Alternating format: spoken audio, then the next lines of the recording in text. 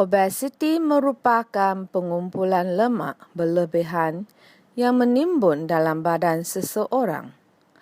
Obesiti dianggap sebagai sejenis penyakit yang terjadi apabila tisu-tisu lemak menjadi keterlaluan.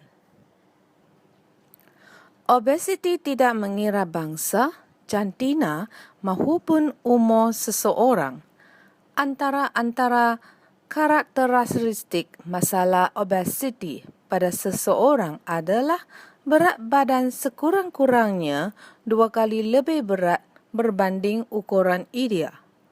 Berat badan sekurang-kurangnya 45 kilogram melebihi berat badan sepatutnya. Mengalami beberapa penyakit seperti tekanan darah tinggi atau diabetes, kencing manis, dan gagal mengekalkan berat badan yang sihat dalam jangka panjang. Faktor keturunan juga mempengaruhi rupa bentuk badan seseorang. Penyelidikan yang dibuat di Amerika Syarikat membuktikan bahawa anak-anak atau orang dari keturunan ibu bapa yang bertubuh normal mempunyai 10% peluang menjadi gemuk.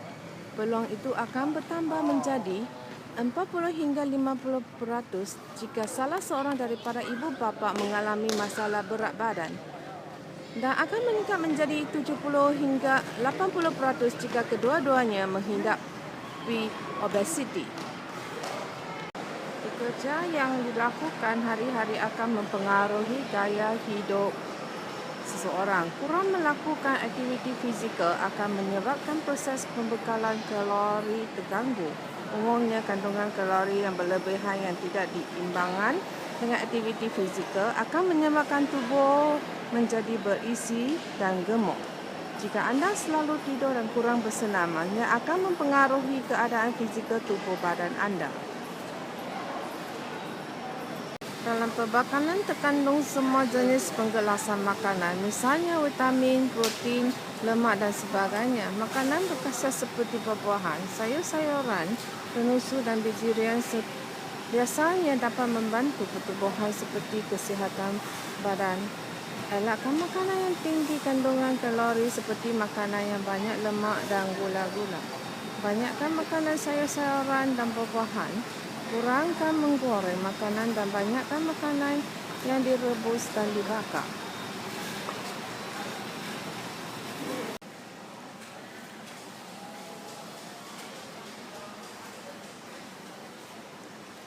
Elak menggunakan susu pekat manis dalam masakan kerana susu pekat mengandungi gula yang amat tinggi.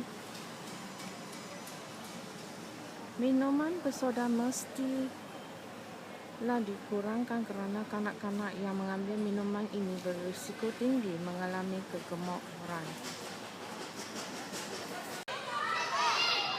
Senaman perlu dilakukan secara berterusan setiap hari. Sebaik-baiknya amalkan senaman selama 15 minit setiap hari daripada bersenam selama 2 jam tetapi hanya seminggu sekali.